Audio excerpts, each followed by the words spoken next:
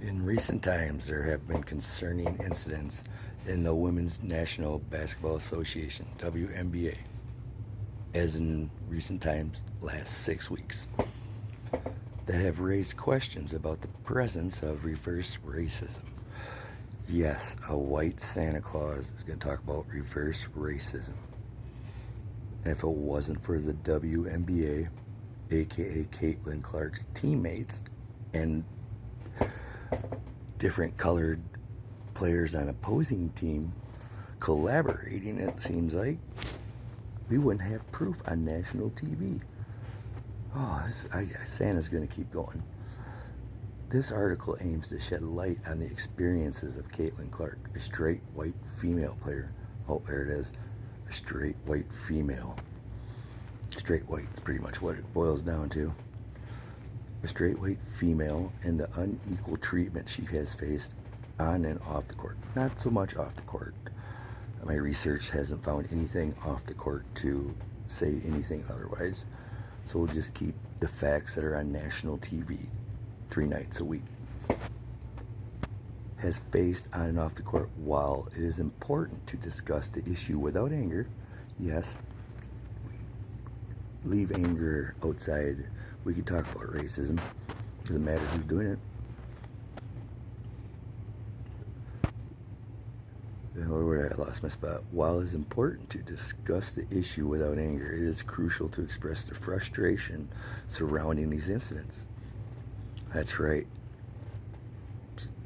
I've been called a racist, bigot, phobe ever since it. That's what happens when you disagree with somebody, a minority, nonetheless. The unequal treatment on the court. One of the most disheartening aspects of Kaitlyn Clark's experience. You ready? Now this can be proven. You just go to watch the tapes. Watch the tapes of her last 5 national publicly televised games. I'm not even making this up. One of the most disheartening aspects of Kaitlyn Clark's experience is the lack of support from her teammates of color. Which is true. After being fouled and thrown down repeatedly, she often finds herself without any assistance from her colored teammates. This stands in stark contrast to instances where players of the same race have been helped up by their teammates regardless of the team they play for. You see how AI worded them as teammates regardless of the team they play for, as long as they're of the same color, not straight white. That's AI. Regardless of the team they play for. This is differential treatment raises concern about fairness and equality within the WNBA. Now, nobody would have even guessed that this is going on in the WNBA with a high level of tall lesbian man-haters who at one point in time in their life probably fought for gay rights and equality for everybody else. So why would we think there'd be this level of blatant racism towards Kaitlyn Clark? And the messed up thing is, I'm not making this up. You can watch the game. You can watch her teammates walk by her as she gets slammed to the ground and don't even help her up. That's fucked up. The WNBA is a professional sports league, and they should strive to set an example of inclusivity and fairness. However, the repeated instances of unequal treatment towards Kaitlyn Clark, and once again, this has all been on national TV, and such a platform are disheartening. It is crucial to question why this is happening and what steps can be taken to address or rectify the situation. Could you imagine? Boondocks, middle of nowhere, 7, 8 white colleges in a division, white players, there's a couple black people, a black girl makes it to the, she's at, she's in the white version of the WNBA, she's the first black. Could you imagine the outrage if the fucking players of the opposite color fucking slammed her to the ground and her own teammates walked by her? I'm not even upset. I think it's funny. I think it's fucking hilarious. A group of girls had to be fucking, oh God, I can't even say what I want to say because I think it's funny. I think it's hilarious.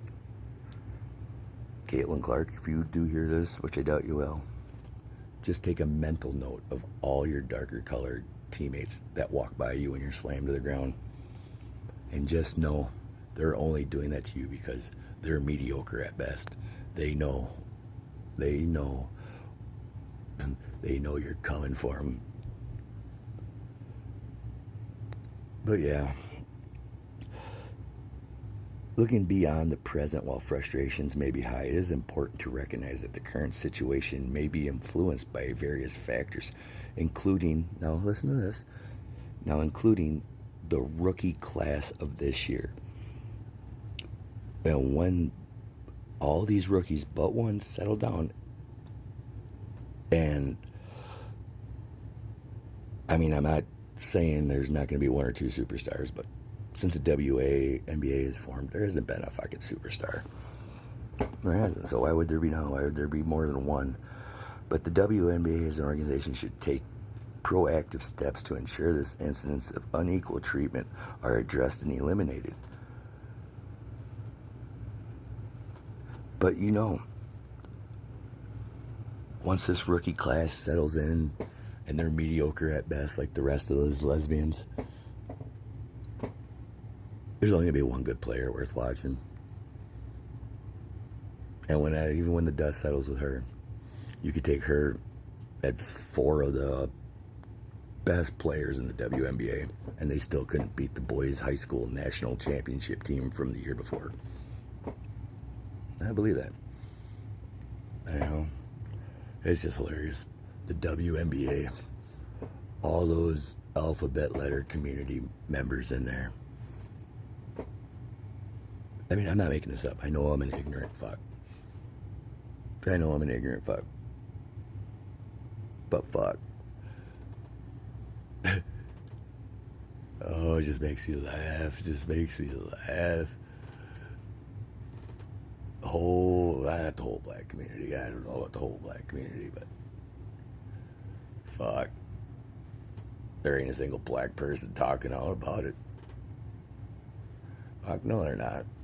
And I love you, black people. I think you're fucking great. Like, I care less about the color of your skin.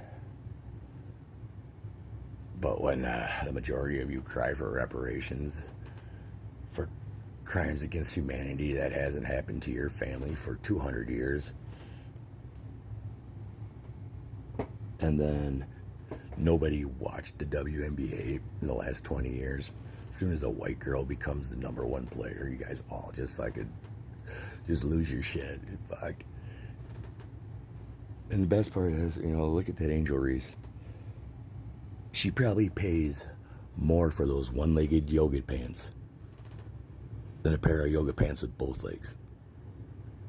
And that way of thinking, I wouldn't expect anything but a racist person from that, I guarantee you she pays more for those one-legged yoga pants than a pair of two-legged yoga pants that have more material that, to a normal person definitely costs more money to make. And then to the one-legged yoga pants, to the guys in the NBA. Why are you wearing clothes like women do?